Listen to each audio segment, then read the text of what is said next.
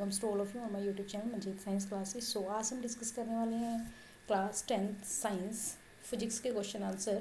और ये question answer रहेंगे हमारे light reflection and refraction chapter के। एक कंप्लीट सीरीज करेंगे, नियर बाई 100 के आसपास जो क्वेश्चन हैं उनको हम डिस्कस करेंगे, जिसके अंदर पूरे चैप्टर को हम कवर करेंगे।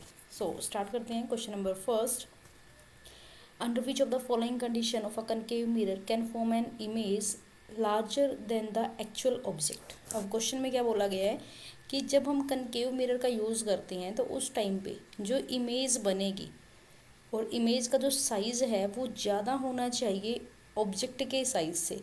ऐसी कंडीशन जब होती है कि जो इमेज का साइज़ है वो बड़ा बनता है ऑब्जेक्ट के साइज से, तो उस टाइम पे जो ऑब्जेक्ट है वो कहाँ रखा जाता है, ये पूछा गया है हमसे। सो इससे पहले जितनी भी इमेज फॉर्मेशंस है concave mirror and convex mirror वो हम देख लेते हैं एक बार। सो ये है हमारे पास image formation by concave mirror. So अब यहाँ पे हम टोटल 6 केसेस को डिस्कस करते हैं।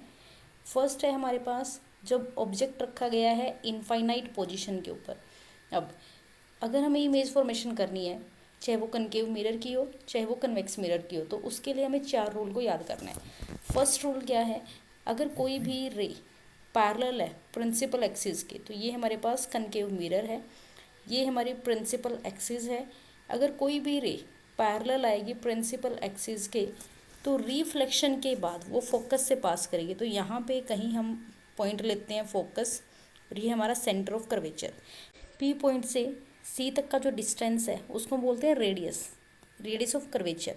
मीन्स जिस सर्कल का ये स्फेरिकल मिरर एक पार्ट है, उस स्फीयर का जो सेंटर है उसको हम सेंटर ऑफ कर्वेचर बोलते हैं। और सेंटर ऑफ कर्वेचर से स्फेरिकल मिरर तक का जो डिस्टेंस होता है उसको हम रेडियस ऑफ कर्वेचर बोलते हैं। क्लियर। सो ये जो डिस्टेंस है टोटल यहाँ से लेके यहाँ तक, ये हमारा होता है रेडियस ऑफ कर्वेचर। इस पॉइंट को हम सी बोलते हैं मिरर के केस में, और ये होता है हमारा पी। क्लियर। सो जो सेंटर ऑफ कर्वेचर है और जो पी है उनका जो मिड पॉइंट है वो होता है हमारा फोकस एफ, और फोकस से पी तक की जो डिस्टेंस है उसको हम बोलते हैं फोकल लेंथ, जिसको हम स्मॉल एफ से डिनोट करते हैं। सो ये पॉइंट्स याद रखने हैं सबने। अगर कोई भी रे अब प्रिंसिपल एक्सिस के पैरेलल है तो वो रिफ्लेक्शन के बाद फोकस से पास करेगी। पहला रूल ये है हमारा। सेकेंड रूल के अकॉर्डिंग अगर कोई भी रे ऑफ लाइट पहले ही फोकस से पास कर जाए, मीन्स रिफ्लेक्शन से पहले ही वो फोकस से पास कर जाए, लाइक ये हम लेते हैं एफ, ये है हमारा सी पॉइंट। अगर पहले ही वो फोकस से पास कर रही है रे, रिफ्लेक्शन के बाद वो प्रिंसिपल एक्सिस के पैरेलल हो जाएगी। सेकेंड रूल हमारा ये रहेगा। थर्ड रूल के अकॉर्डिंग क्या है, अगर कोई भी रे ऑफ लाइट ना ही पैरेलल आती है और ना ही वो फोकस से पास करती है, वो मिरर के सरफेस पे किसी भी एंगल पे इंक्लाइंड होती है, ये हमारा होता है एंगल आई, तो वही सेम एंगल से वो रिफ्लेक्ट हो जाएगी। क्लियर। बिकॉज जो लॉज ऑफ रिफ्लेक्शन है उनके अंदर हम क्या बोलते हैं, angle I is always equal to angle R. 3 rule clear. Then अब फोर्थ रूल हम कौन सा ले सकते हैं इसके अंदर, अगर कोई भी ray of light centre of curvature से पास करती है, सेंटर ऑफ कर्वेचर से अगर कोई भी रे ऑफ लाइट पास करेगी तो वो वापस अपने उसी पाथ को रिट्रेस करेगी। लाइक अगर कहीं से भी जो रे ऑफ लाइट है वो इस तरीके से आ रही है, इस पाथ से आई, तो वो उसी पाथ को रिट्रेस करेगी। क्यों रिट्रेस करेगी, देखो अभी हमने ये क्या बोला है, ये कोई भी एक स्फीयर है और इस स्फीयर का जो सेंटर है उसको हमने सी से डिनोट किया। मिरर के केस में हम इस सी को बोलते हैं सेंटर ऑफ कर्वेचर, क्योंकि इसी स्फीयर से हम एक मिरर को कट करते हैं और स्फीयर के सरफेस से हम मिरर की फॉर्मेशन कर रहे हैं। तो इसी वजह से इन मिरर्स को हम स्फेरिकल मिरर्स के नाम से भी जानते हैं। 2 टाइप के मिरर अपने पास स्फेरिकल मिरर्स इस चैप्टर के अंदर, concave and convex mirror. Clear. अब अगर सेंटर ऑफ कर्वेचर से स्फीयर के ऊपर कहीं पे भी कोई भी लाइन ड्रॉ की जाती है, कहीं पे भी कोई भी लाइन लो आप, चाहे ये लाइन लो चाहे ये लाइन लो, कोई भी लाइन ड्रॉ करेंगे तो वो उस सरफेस के ऊपर परपेंडिकुलर होती है। मीन्स जो स्फेरिकल सरफेस है इसके ऊपर अगर हम सेंटर से कोई भी लाइन ड्रॉ करेंगे तो वो क्या होगी, वो पैरेलल होगी। एंगल आई हमारे पास क्या होता है, नॉर्मल का एंगल किसके साथ, इंसिडेंट रे और रिफ्लेक्टेड रे के साथ। फॉर एग्जांपल ये कोई भी रे ऑफ लाइट है जो इंसिडेंट हुई है स्फेरिकल सरफेस के ऊपर, या फिर हम एक नॉर्मल प्लेन मिरर लेके चल रहे हैं इस प्लेन मिरर के ऊपर।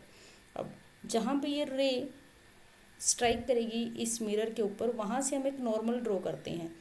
Normal is a hypothetical line, just एक इमेजिनरी लाइन होती है, एक इमेजिनरी लाइन को हम ड्रॉ करते हैं। इस इमेजिनरी लाइन के साथ इस इंसिडेंट रे का जो एंगल होता है वो होता है angle I, angle of incidence. और जस्ट जैसे ही रे फॉल करेगी इस स्मूथ सरफेस के ऊपर, वो रिफ्लेक्ट होती है।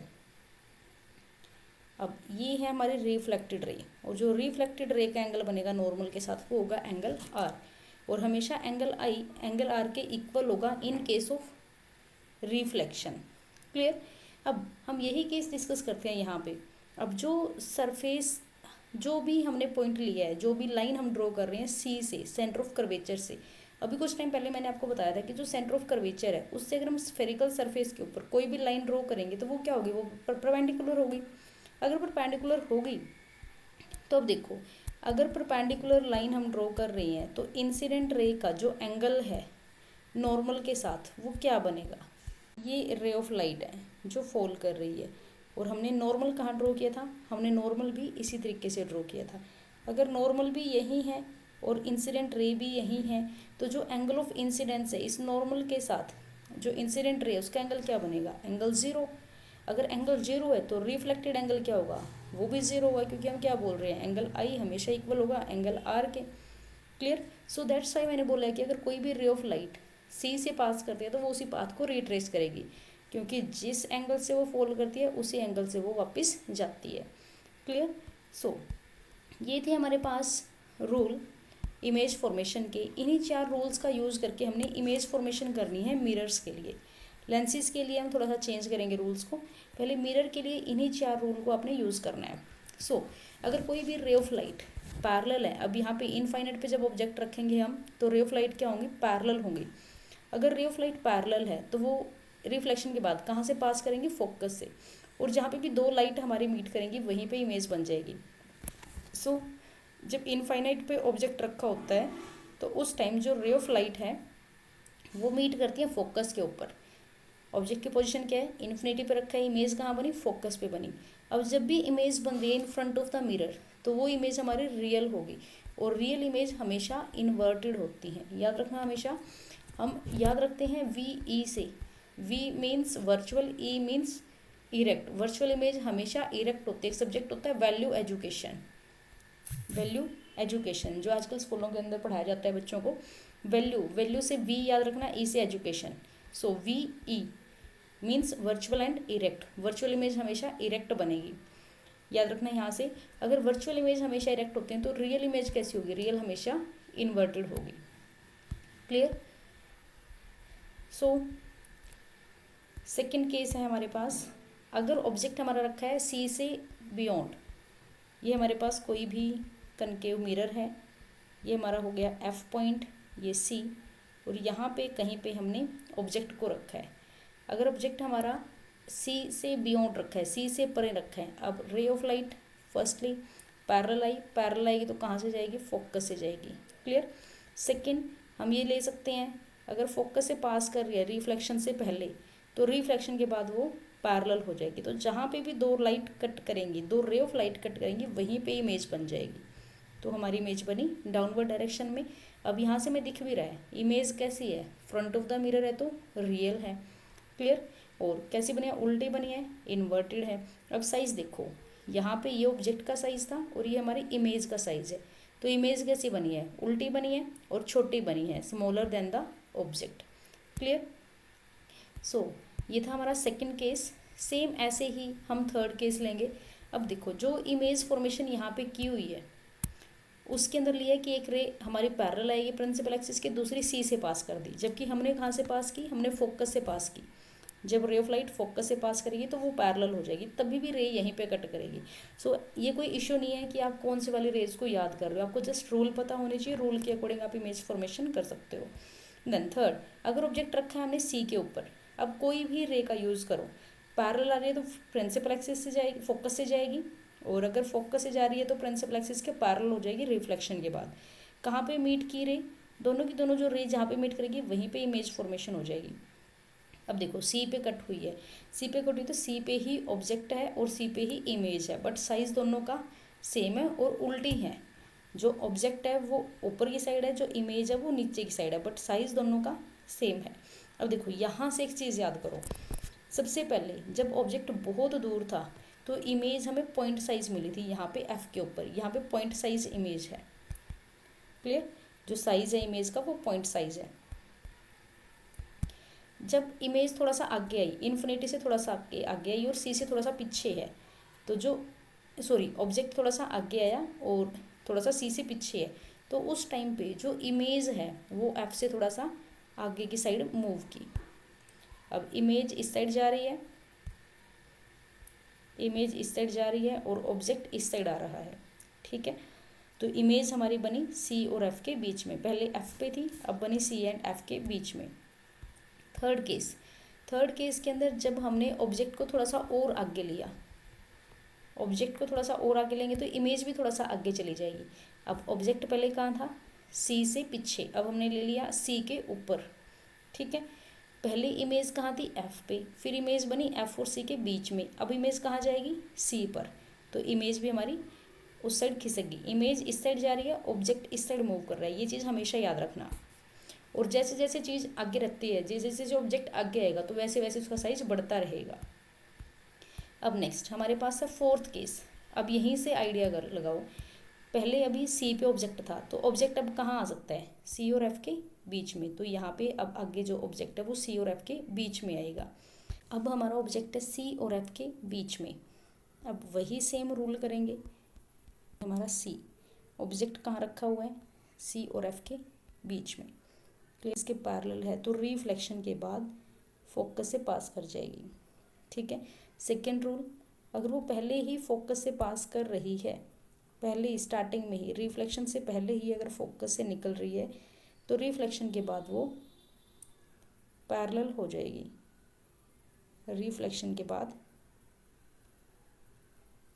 पैरेलल हो जाएगी। क्लियर, इमेज कहाँ बनी, सी से पीछे बनी, बियॉन्ड सी। जब ऑब्जेक्ट कहाँ रखा है, सी एंड एफ के बीच में, इमेज कहाँ बनी, between C and infinity, infinity बहुत दूर था, बियॉन्ड सी लिख सकते हो। अब देखो यहीं से ऑब्जेक्ट हमारा कितने साइज़ का और इमेज हमारे कितने साइज़ की है, इमेज बड़ी दिख रही है, एनलार्ज है, इन्वर्टेड ही है और रियल ही है।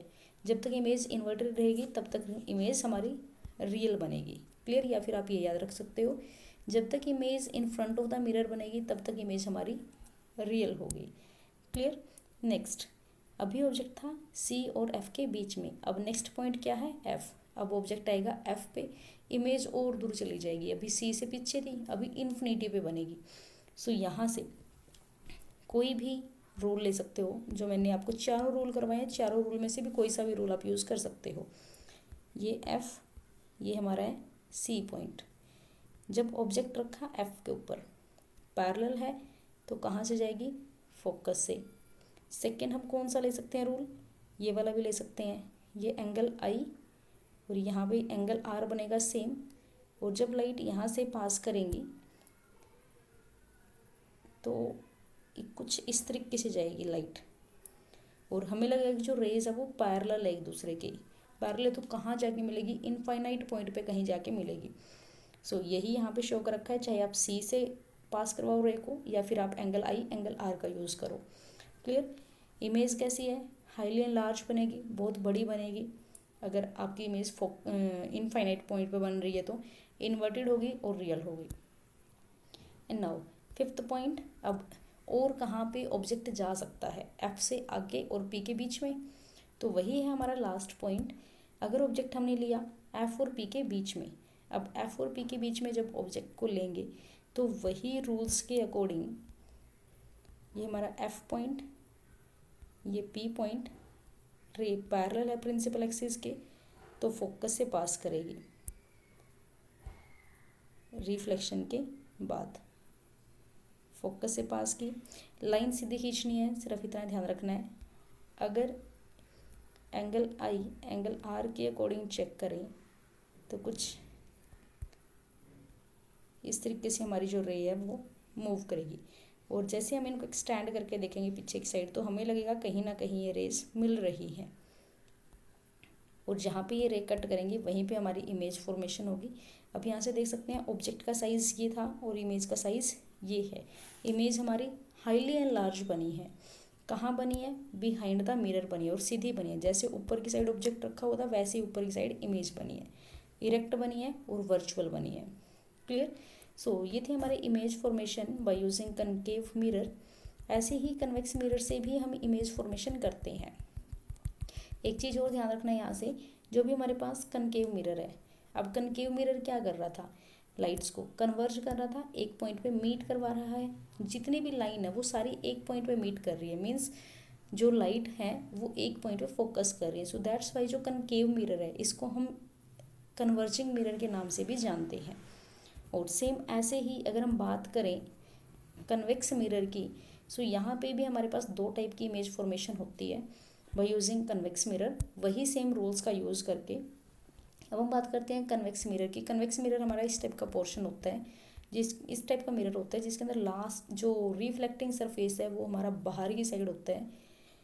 सो अब ये अगर मैं इस सर्कल को पूरा करूँ तो ये सर्कल मेरा इस तरीके से पूरा होगा। यहाँ पे इसका सेंटर ऑफ कर्वेचर होगा, यहाँ पे कहीं इसका फोकस होगा, ये इसका रेडियस ऑफ कर्वेचर आर हो गया, और ये हमारा छोटा एफ फोकल लेंथ हो गया।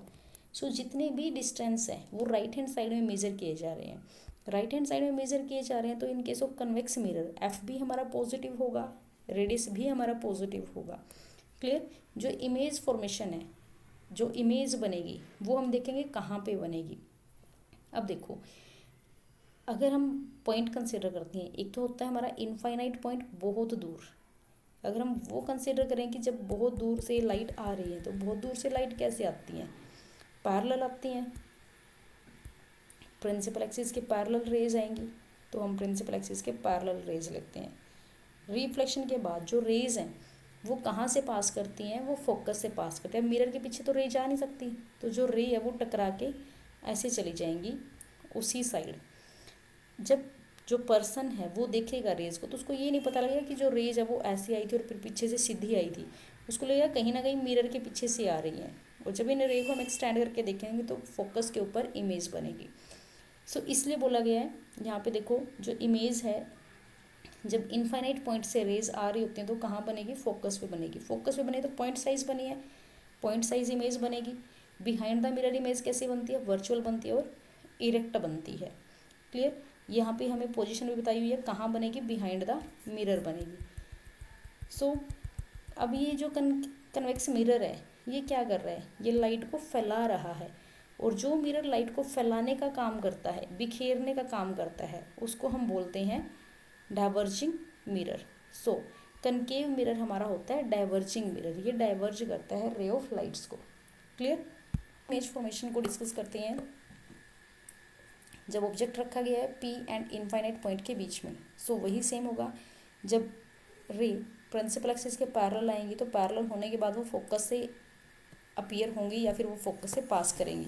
बट हम बात कर रहे हैं डाइवर्जिंग मिरर की। सो जो रे ऑफ लाइट है वो फॉल करेगी और जो मिरर है वो उसको रिफ्लेक्ट करेगा उसी डायरेक्शन में। देन नेक्स्ट हम पॉइंट ले सकते हैं कि अगर कोई भी रे ऑफ लाइट सी से पास करे, जैसे हमने ये लिया कोई भी मिरर, ये हमारा सी है, ये हमारा एफ पॉइंट है, रे पैरेलल आई प्रिंसिपल एक्सिस के, रिफ्लेक्ट हो जाएगी बट हमें लगेगा कि ये फोकस से आ रही है। सेकेंड हम कौन सा रूल ले सकते थे? हम ले सकते हैं कि अगर कोई भी रे ऑफ लाइट मिरर के ऊपर किसी भी एंगल आई से फॉल कर रही है, से हम लेते हैं कि ये कोई भी रे ऑफ लाइट आई और ये एंगल आई से फॉल हुई, अब सेम एंगल बना के वो रिफ्लेक्ट हो जाएगी, बट देखने वाले पर्सन को लगेगा कि ये जो रे है वो मिरर के पीछे से आ रही है। जहाँ पे ये रे कट करेंगी वहीं पे हमारी इमेज बन जाएगी। क्लियर? सो इमेज कहाँ बनी है? यहाँ पे पी एंड एफ के बीच में, और हमारी भी इमेज कहाँ बनी है? पी और एफ के बीच में। सो आप कोई भी दो रूल का यूज़ करके इमेज फॉर्मेशन कर सकते हो। क्लियर? सो ये थी हमारी image formation by using concave mirror and convex mirror. So question discuss करते हैं।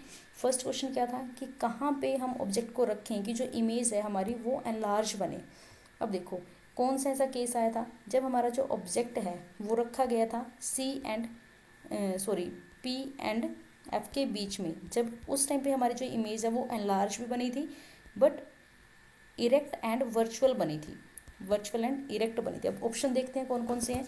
यहाँ पे वर्चुअल एंड इरेक्ट बनी थी, बट इससे पहले अगर हम बात करें रियल एंड इन्वर्टेड की तो वो सारे केस में आ जाती है जहाँ पे जो ऑब्जेक्ट है वो सी पे रखा गया था, उस टाइम पे सेम इमेज बनी थी बट सी से आगे सी एंड एफ के बीच में, एफ के ऊपर।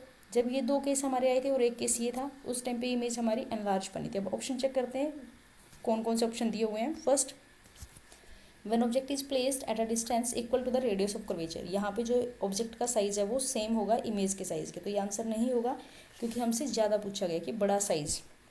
When object is kept at a distance less than its focal length, focal length से छोटे डिस्टेंस पे, मीन्स फोकस पॉइंट और पी पॉइंट के बीच में, यहाँ पे एनलार्ज बनती है। Then when object is placed between the focus and centre of curvature, F और सी के बीच में जब रखेंगे, एफ और सी के बीच में, ठीक है, यहाँ पे भी इमेज हमारी बड़ी बनेगी। When object is kept at a distance greater than its radius of curvature, नहीं ये हमारा कट हो जाएगा क्योंकि यहाँ पे जो इमेज है वो छोटी बनती है जब बियॉन्ड सी रखा जाता है। तो हमारे पास बी और सी दो ऑप्शन है जहाँ पे जो इमेज है वो हमारी एनलार्ज बन रही है। So C and B is the right answer. And now next question, question number second, a full length image of a distant tall building can definitely be seen by using। हमें एक बहुत बड़ी building को देखना है। अब देखो concave mirror जो होता है उसके अंदर जो इमेजेस हैं वो छोटे बड़े साइज़ की बनती है, कभी छोटी बन जाती है कभी बड़ी बन जाती है, तो उसके अंदर जो हमें पोर्शन है वो हाफ ही दिखाई देता है, सारी इमेज हमें दिखाई नहीं देती मिरर के अंदर। बट हमारे पास होता है कन्वेक्स मिरर। कन्वेक्स मिरर में अभी हमने कन्वेक्स मिरर से दो इमेज फॉर्मेशन देखी है, दोनों का साइज कैसा था, छोटा था। अगर हमें एक बहुत बड़ी बिल्डिंग को देखना है, पूरी की पूरी बिल्डिंग को देखना है, तो हम कौन सा मिरर यूज़ कर सकते हैं, हम कन्वेक्स मिरर यूज़ कर सकते हैं क्योंकि उसके अंदर जो ये चीज़ें हैं वो हमें छोटे करके दिखाता है। क्लियर? सो राइट ऑप्शन क्या हो जाएगा, B. And now question number third, a magnification produce by a rear view mirror fitted in vehicles. Magnification, magnification का मतलब होता है इमेज को मैग्नीफाई करके दिखाना। अगर हमारे पास मैग्निफिकेशन पॉजिटिव में आई तो मीन्स हमारी जो इमेज है वो बड़ी बनी है ऑब्जेक्ट से, अगर नेगेटिव में आई तो इमेज हमारी छोटी बनी है ऑब्जेक्ट से। क्लियर? सो इसने बोला कि रियर व्यू मिरर जो इमेज है वो कैसी दिखाएगा। रियर व्यू मिरर कैसा होता है, कौन से वाला मिरर होता है, कन्वेक्स मिरर। कन्वेक्स मिरर को हम रियर व्यू मिरर के नाम से जानते हैं जो कि व्हीकल्स के साइड में फिट किया जाता है। अब उसके अंदर चीज़ें कैसी दिखती हैं, छोटी दिखती हैं, स्मॉल साइज़ की इमेज बनती है। अब स्मॉल साइज़ की इमेज बनेगी, अब देखो इक्वल टू वन हो नहीं सकता क्योंकि इक्वल टू वन कब होगा, क्योंकि मैग्निफिकेशन का फॉर्मूला होता है -v/u in case of mirror, या फिर HI में H0, height of image divide by में हाइट ऑफ ऑब्जेक्ट।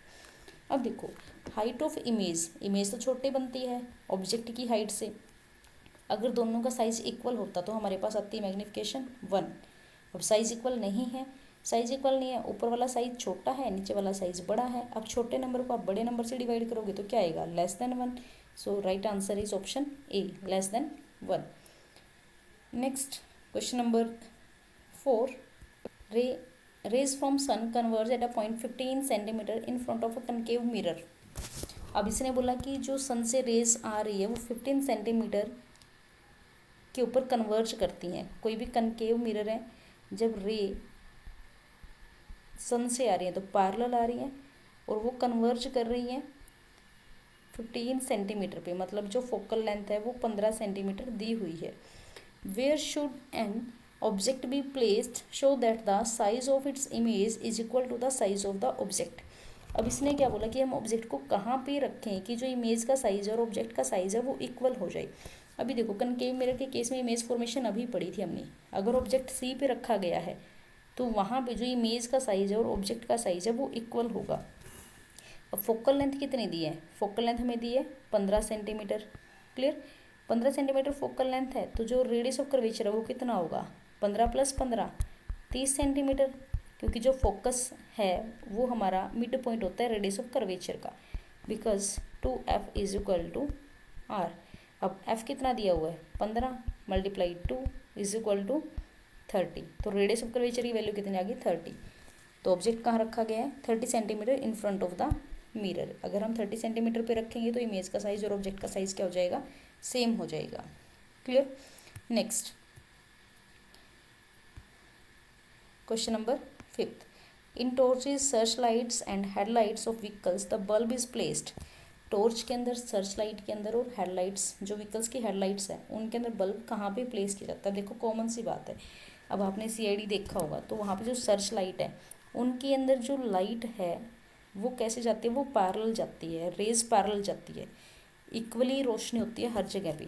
तो पैरेलल रेज कब जाएंगी, जब हमारा जो ऑब्जेक्ट है वो कहाँ रखा होगा, फोकस पे। क्योंकि हमने क्या बोला था, जब कोई भी ऑब्जेक्ट फोकस पे रखा है तो इमेज कहाँ बनती थी, इनफाइनाइट पॉइंट पे बनती थी। सो ऑब्जेक्ट कहाँ रखा गया है, फोकस पे। पहला ऑप्शन क्या है, बिटवीन पोल एंड फोकस, गलत है।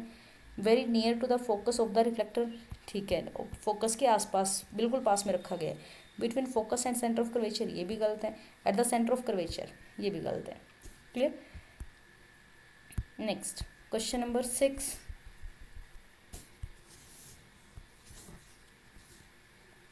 The laws of reflection are hold good for. Laws of reflection, reflection के लॉ हर किसी के लिए होल्ड करते हैं। अब प्लेन मिरर है तभी भी लॉज ऑफ रिफ्लेक्शन लगेंगे, एंगल आई एंगल आर के इक्वल होगा हमेशा। कनकेव मिरर के लिए भी, कन्वेक्स मिरर के लिए भी। अब यहाँ पे बोला इन्होंने कनकेव मिरर ओनली, ओनली तो नहीं आएगा कि सिर्फ इसके लिए, ओनली के लिए तो नहीं आएगा। ये बोल रहे हैं कि सिर्फ इसके लिए ही हो, बिल्कुल भी नहीं। और mirrors irrespective of their shapes, shapes का कोई चक्कर नहीं होता, बस कंडीशन क्या है, वो मिरर होना चाहिए। So option D is the right answer. Clear. And now next, image formation हम कर चुके हैं मिरर्स के केस में। Now question number 7,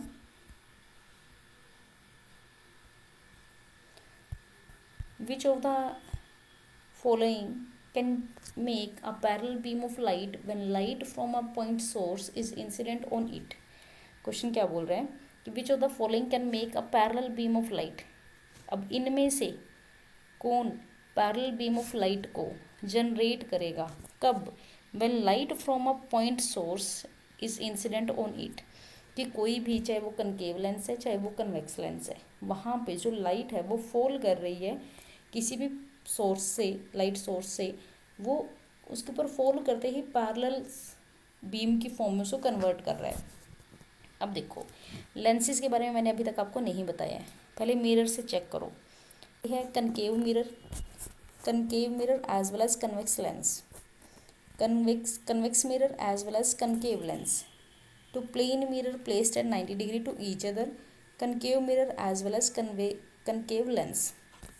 concave mirror, concave point source है, एफ के ऊपर हमने ऑब्जेक्ट लिया, इसके ऊपर लाइट फॉल हुई, पैरेलल बीम में कन्वर्ट करेगा, ठीक है, कनकेव मिरर हमारा हो जाएगा। बट कनकेव लेंस होती है हमारी इस टाइप के लेंस, और यहाँ पे जब लाइट फॉल करती है, अगर यहाँ से लाइट गई, यहाँ से लाइट गई तो ये क्या करेगा, इसको डाइवर्ज करेगा और ज़्यादा बिखेर देगा। ये तो पैरेलल नहीं किया तो कनकेव लेंस नहीं आएगा, ऑप्शन डी गलत हो जाएगा। ऑप्शन बी भी गलत हो गया फिर इसके अकॉर्डिंग, क्योंकि यहाँ पे भी कनकेव लेंस दिया हुआ है। कन्वेक्स लेंस से एक बार चेक करते हैं। कन्वेक्स लेंस होती है हमारी बीच में से थिक एंड एजेस पे से थिन, ये होती है हमारी कन्वेक्स लेंस। अब कोई भी पॉइंट सोर्स से F1 है, 2F1 है, यहाँ से कोई भी सोर्स से लाइट गई और ये रिफ्लेक्शन के बाद पैरेलल हो जाएगी। यस, कन्वेक्स लेंस और concave mirror, option A is right. अब हम ऑप्शन सी को चेक करते हैं। ऑप्शन सी में बोला गया है कि दो मिरर लेने हैं हमने और वो एक दूसरे से 90 डिग्री पे हैं। ये हमने दो मिरर लिए। अब रे फॉल हुई, फॉल होने के बाद अब यहाँ पे हम नॉर्मल ड्रॉ करेंगे तो ये क्या होगी, यहाँ पे फॉल करेगी। क्लियर, यहाँ पे नॉर्मल ड्रॉ करेंगे तो फिर ये इस तरीके से जाएगी।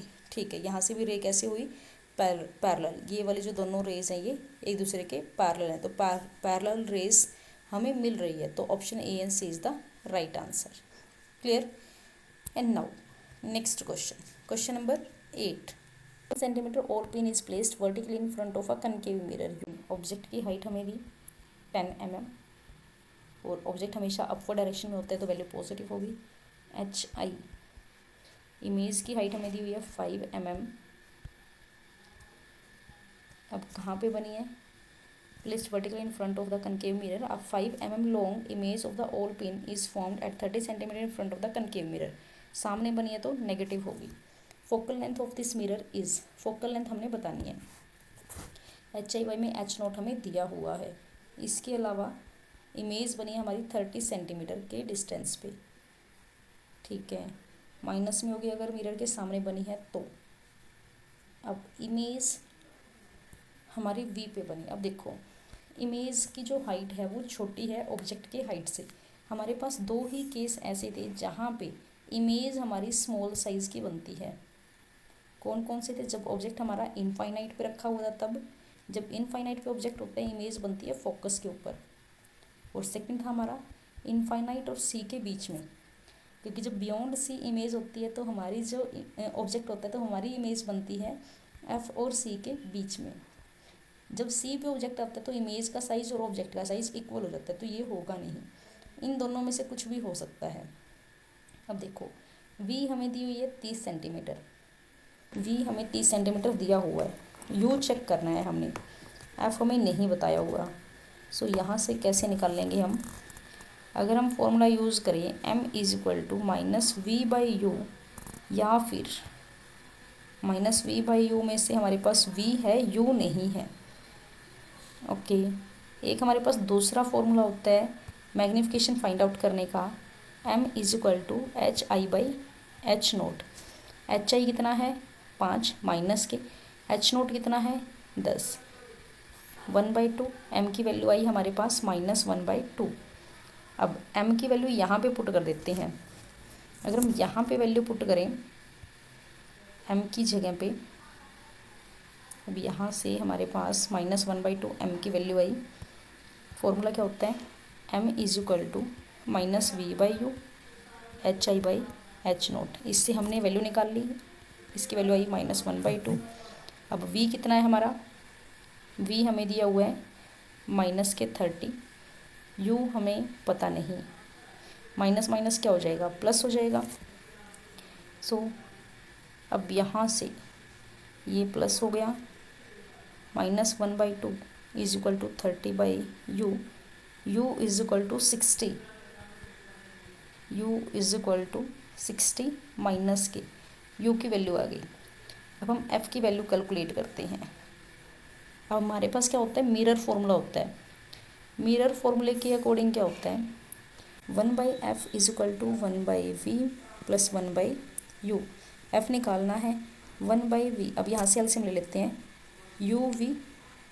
u plus v।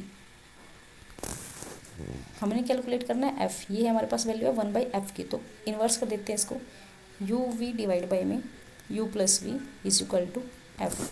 अब u की वैल्यू कितनी थी -60, v की वैल्यू कितनी है -30। नीचे क्या आएगा -60 plus -30 is equal to f। Clear. So इसको सोल्व करते हैं, माइनस से माइनस कैंसिल, 60 × 30 डिवाइड बाई, अब माइनस के 60 माइनस के 30 माइनस के 90। अब 1 0 से 1 0 कैंसिल, 3 3 जा 9, 3 2 जा 6, 20 माइनस के 20 किसके इक्वल आ गया f के, तो f की value -20, B is the right answer. Clear. इस तरीके से हमने सोल्व करना है। तो नेक्स्ट क्वेश्चन हमें क्या दिया है, नेक्स्ट क्वेश्चन हमें दिया हुआ है focal length of a plane mirror. Plane mirror क्या होता है, बिल्कुल सीधा मिरर। अब ये इसकी फोकल लेंथ कहाँ होगी, इसकी फोकल लेंथ कहीं इनफाइनाइट पॉइंट पे होगी, at infinity is the right answer. Now question number 10, laws of reflection are hold good. अभी कुछ टाइम पहले भी हमने ऐसा क्वेश्चन पढ़ा था कि रिफ्लेक्शन के जो लॉज हैं वो किसके लिए एप्लीकेबल होते हैं, वो सभी मिरर्स के लिए एप्लीकेबल होते हैं, चाहे मिरर कैसा भी हो, शेप के ऊपर डिपेंड नहीं करता, मिरर होना चाहिए। तो ये थे हमारे 10 question about reflection. So next video के अंदर हम डिस्कस करेंगे जो नेक्स्ट क्वेश्चंस हैं हमारे इसी चैप्टर के, उनको। बहुत सारे क्वेश्चंस हमने लिए हैं इस पीडीएफ के अंदर। नॉर्मली हमारे पास 100 के आसपास क्वेश्चंस हैं। सो डिस्कस करेंगे कंप्लीट सीरीज़ के अंदर जो टोटल क्वेश्चंस हैं। आई होप आपको वीडियो पसंद आई हो। Thank you, have a nice day.